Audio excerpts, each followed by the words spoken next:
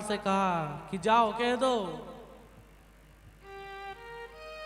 वेद व्यास जी के पुत्र महाज्ञानी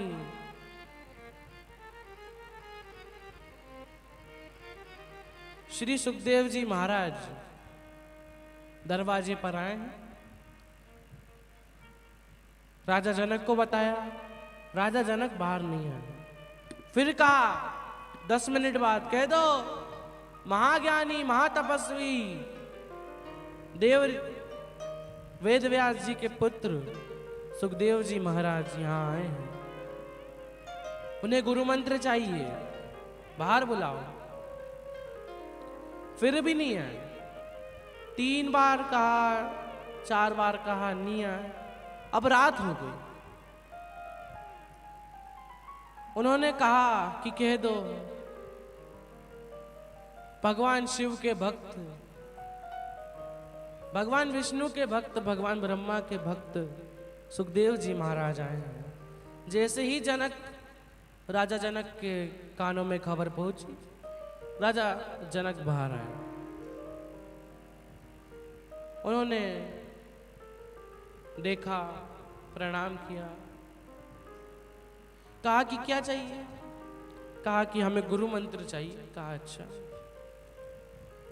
लेकिन आप एक बात बताइए जनक जी, हम इतनी देर से आपको बुला रहे हैं, इतनी देर से आपका आवाज लगा रहे हैं, आप आए नहीं।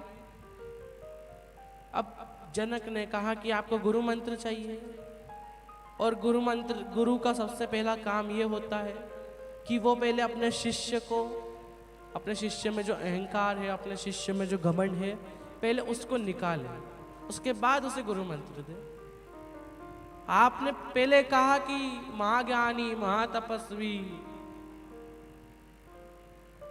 सबसे श्रेष्ठ श्री वेद व्यास जी के पुत्र सुखदेव जी महाराज आए। आपने ये कहा तो ये घमंड के शब्द हुए, और जब आपने ये खबर पहुंचवाई तो हम नहीं आए। अब जब आप इतने ज्ञानी हैं तो आपको गुरु मंत्र देना हमारा काम थोड़ी ना है। अब आपको गुरु मंत्र हम कैसे दे सकते हैं? और जब आपने कहा कि शिव के भक्त, भगवान विष्णु के भक्त, ब्रह्मा के भक्त सुखदेव जी महाराज आए हैं, कह दो। और जैसे ही ये खबर हमारे कानों तक पहुंच, तब हमको समझ आ गया कि आपका अहंकार, आपका घमंड अभी उतर गया है। कहा कि आपको गुरु मंत्र चाहिए, लेकिन उससे के लिए तो आपको पहले विवाह करना पड़ेगा, आपको गृहस्थ होना पड़ेगा। सुखदेव जी का मन नहीं था कि वो विवाह करें, लेकिन जनक ने कहा कि पहले आप विवाह करें, उसके बाद आपको गुरु मंत्र दिया जाएगा। अब सुखदेव जी ने कहा कि मुझे मेरी ही जैसी शिव भक्त, मेरी पत्नी मुझे ऐसी चाहिए जो मेरी ही तरह शिव भक्त हो, भगवान शंकर का नाम स्मरण करे, भगवान का शंकर का नाम जाप करे, ऐसी पत्नी मुझे दो। अब कहा कि, और सही बात है, अगर लड़का भगवान शंकर की भक्ति करने वाला है, अगर लड़का संस्कारी है, अगर लड़का बुद्धिमान है, अच्छा पढ़ा लिखा है, तो उसके लिए पत्नी भी वैसी ढूंढो है, उसके लिए लड़की भी वैसी ढूंढो। अगर लड़का बहुत ज्यादा विद्वान है तो लड़की भी विद्वान ढूंढो, लड़का सुंदर है तो लड़की भी सुंदर ढूंढो, लड़का शिव का भक्त है तो लड़की भी शिव की भक्त ढूंढो। अगर एक जैसे ढूंढोगे तो उनके बीच में विवाद ज्यादा नहीं होगा है, और अगर विपरीत ढूंढ ले तो फिर घर में डेली का रोज ना कुछ विवाद होता ही रहे। एक बार 2 पति पत्नी और उनके पिताजी घर में रहते थे, और एक बच्चा। अब चारों घर में रहते हैं। एक दिन पिताजी को खांसी चलना चालू हुई, पिताजी को खांसी की बीमारी हो गई, बहुत खांसी चल रही बहुत। अब बूढ़ी अवस्था थी तो खांसी तो चलती है, अब क्या कर सकते हैं। अब क्या तुम रोक लोगे कि खांसी को? खांसी आएगी तो मना कर दो कि अभी मत आ, थोड़ी देर बाद आना। अब खांसी तो खांसी, बहुत जोर जोर से खांसने लगे, खांसते खांसते। अब पत्नी को आया गुस्सा, उन्होंने कह दिया अपने पति से कि सुनो, तुम्हारे पिताजी को वो बाहर चौकीदार का रूम है उसमें सुला दो, क्योंकि चौकीदार तो अब नौकरी पे नहीं आता है। तुम्हारे बच्चे को, ये जो तुम्हारा लड़का है ना, ऐसे पढ़ाई में थोड़ा डिस्टर्ब होता है, इसे थोड़ी तकलीफ होती है, ऐसे इसका मन लगता नहीं है पढ़ाई में इतनी खांसी सुन के। तो उनका गद्दा मद्दा पलंग वलंग वहाँ लगवा दो, वो चौकीदार के रूम में बाहर जो है पंखा लगवा दो वहाँ पर, और उसमें सुला दिया करो। पिताजी के पास लड़का गया, कहा पिताजी क्या आप वो जो बाहर चौकीदार का रूम है वहाँ पर रह लेंगे? कहाँ बेटा, बिल्कुल, क्यों नहीं रह सकता, मैं बिल्कुल ले लूँगा, मेरे को कोई दिक्कत नहीं है, मेरे को कोई परेशानी नहीं है। लेकिन बेटा खाना पीना, अब भोजन वगैरह की व्यवस्था? कहा कि हम वहाँ पर एक घंटी लगा देंगे, वहाँ एक घंटी लगा देंगे, आप घंटी बजा देना तो हम आ जाया करेंगे। लेकिन पिताजी आपको मेरी कसम है, आप घर में कदम मत रखना, क्योंकि आप जब घर में आते हैं तो घर में विवाद चालू हो जाते हैं, आप घर में कदम मत रखिएगा। अब पिताजी को घर से बाहर वो चौकीदार के रूम में सुला दिया। जब भी कुछ खाना रहता, जब भी कुछ पीना रहता, घंटी बजा देते, नौकर के हाथ भोजन भेज देते।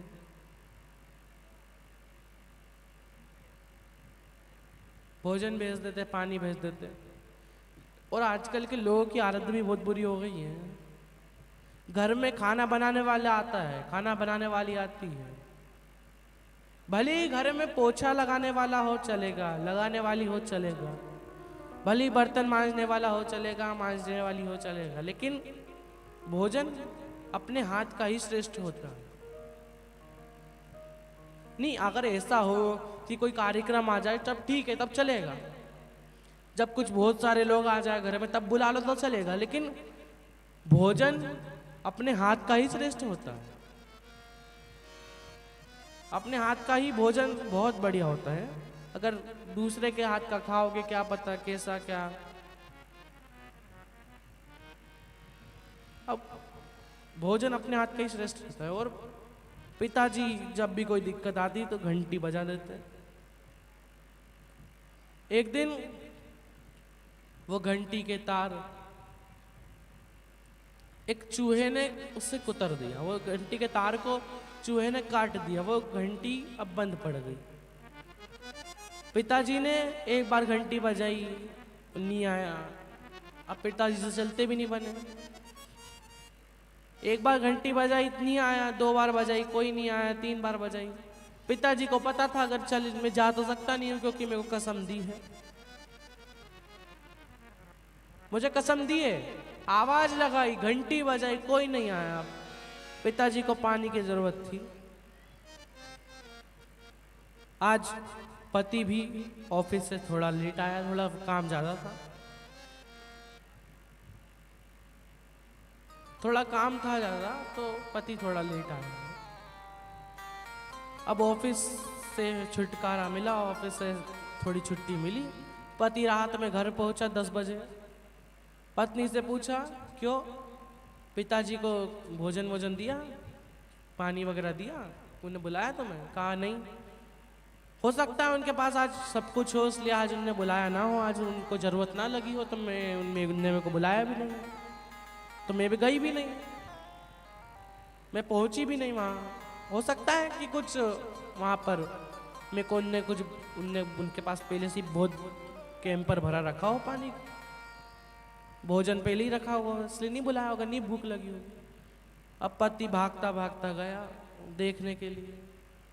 पिताजी पलंग से नीचे गिरे हुए थे, गोदी में भी सुलाया।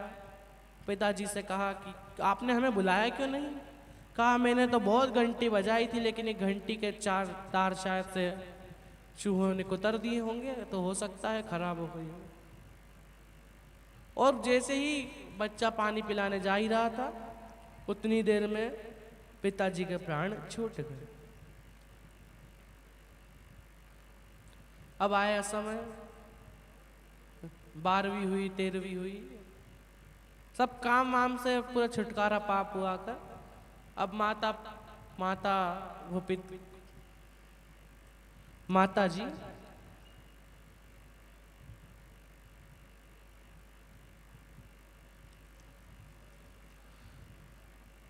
जी अपने वो पिताजी के कमरे की साफ सफाई कर रही थी। अब होता है ना कि पहले घर में बहुत सारा शादी रहती है, कुछ काम रहता है, तो अपने घर की साफ सफाई मतलब फिर घर की महिला को ही करनी पड़ती है। अब पूरा वो पिताजी का वो बूढ़े बाबा का रूम फैला हुआ था। अब माता पिता दोनों मिलकर वो रूम साफ कर रहे, दोनों पोता पोती, घर के छोटे बेटा बेटी,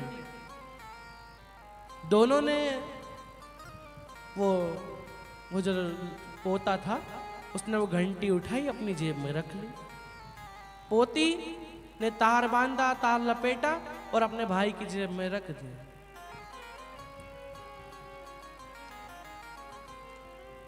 और जैसी जेब में रखी, पिता ने देख लिया, माता ने देख लिया, पूछा क्यों ये जेब में काहे को रखी?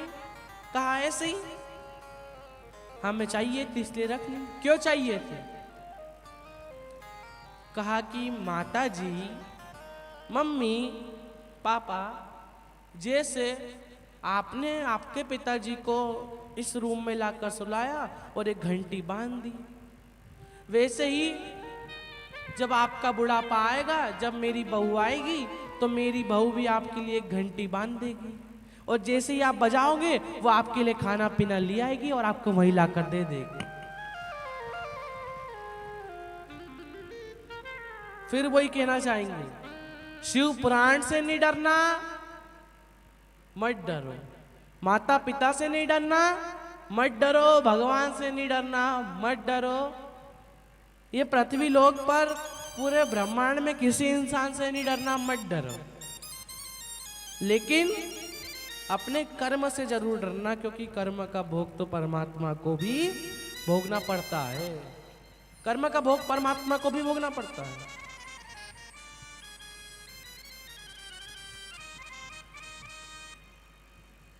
और आया समय,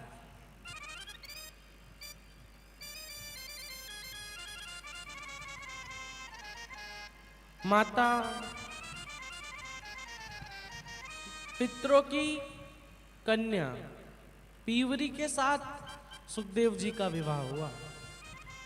पितरों के 4 द्वार हैं और एक पितर की हर एक द्वार पे एक पितर है, मतलब 4 द्वार पे 4 पितर हैं। और एक द्वार के पितर की 3 कन्या थी, मैना, धन्या और कला, जिनकी गर्भ से 3 देवियों का जन्म हुआ था। मैना के गर्भ से पार्वती माता का, धन्या का नाम सुनैना पड़ा, जिनके गर्भ से माता सीता ने जन्म लिया, और कला जिनका नाम कीर्ति पड़ा, जिन्होंने कीर्ति ने माता राधा को जन्म दिया। 3 देवियां खेली थी 3 पितरों की कन्या की गोद से, और एक कन्या है जिनका नाम है पीवरी, जिसका विवाह सुखदेव जी महाराज के साथ हुआ।